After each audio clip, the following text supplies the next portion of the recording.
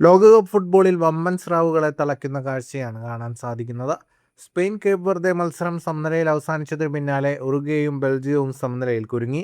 Group എച്ചിൽ കരുത്തരായ ഉറുഗ്വേയെ 1-1 എന്ന സ്കോറിനാണ് സൗദി അറേബ്യ തളച്ചത്.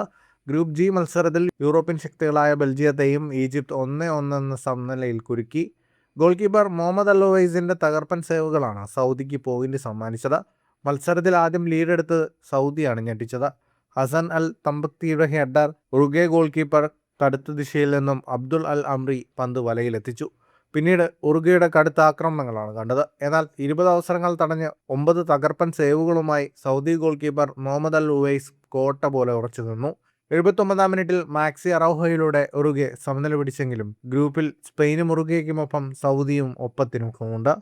ലുമൈൻ ഫീൽഡിൽ തടിച്ചുകൂടിയ 67,000-നടുത്ത് കാണികളെ സാക്ഷിയാക്കിയാണ് ബെൽജിയവും ഈജിപ്തും ഏറ്റുമുട്ടിയത്. മത്സരത്തിന്റെ 19 മിനിറ്റിൽ സൂപ്പർ താരം മുഹമ്മദ് സലയുടെ മാന്ത്രിക പാസിൽ നിന്നും എമാം അഷൂർ വെടിയുണ്ട കണക്കെയുള്ള ഷോട്ടിലൂടെ ഈജിപ്തിന് ലീഡ് സമ്മാനിച്ചു.